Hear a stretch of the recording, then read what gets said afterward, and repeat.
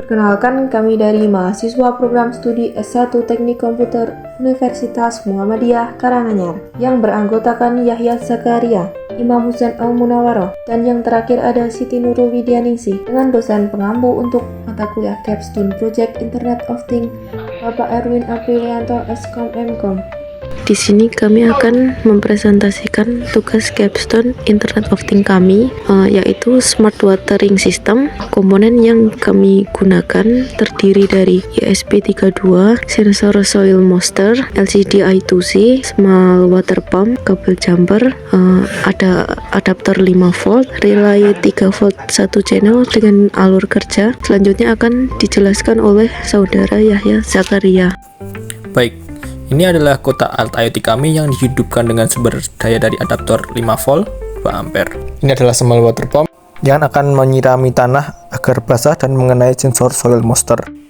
Data sensor soil moisture akan berubah dan otomatis tersimpan pada database Firebase. Di sini kita akan menghidupkan small water pump. Small water pump hidup. Ini sudah langsung tersimpan di database air menyiram dan akan membasahi sensor soil moisture.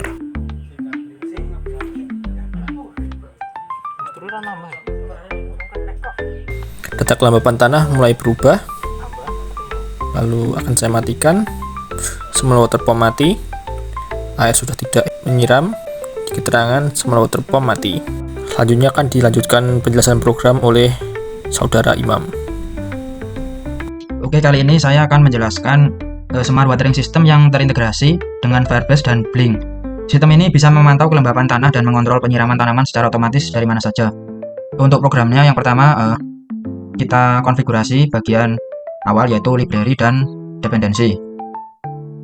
Kita import semua library yang diperlukan dari Wi-Fi, Blink, Firebase, dan LCD.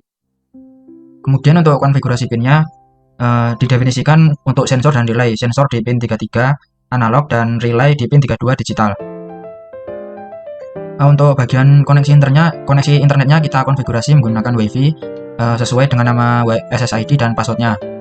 Kemudian lalu ada bagian konfigurasi Firebase menggunakan API dari Firebase dan database URL yang lalu menggunakan email dan password di authentication yang sudah terdaftar di Firebase.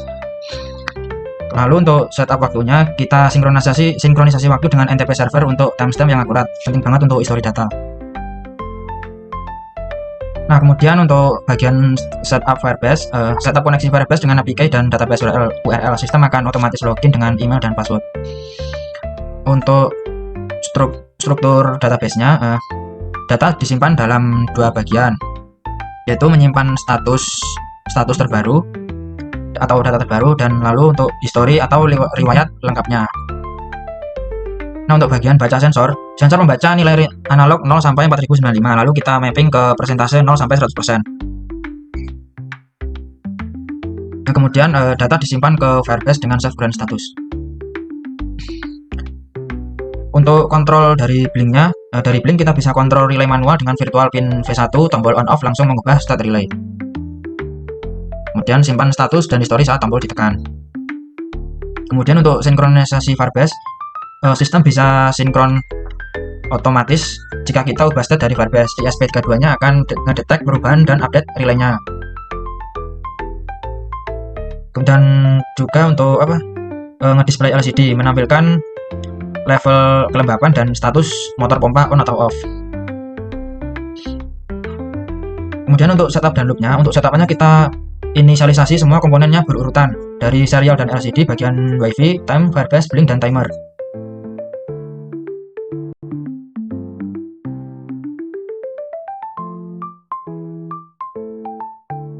Peran dari setiap anggota dari kelompok 3 yaitu Yahya sendiri, Yahya Zakaria sebagai perancang alat, penyedia bahan, dan pembuat program untuk alat IoT-nya. Sedangkan Imam yaitu pembuat database, terus membuat program untuk menghubungkan ke database Firebase, dan membuat aplikasi untuk pengontrolan menggunakan media Blink dan sebuah aplikasi mobile apps berbasis Flutter.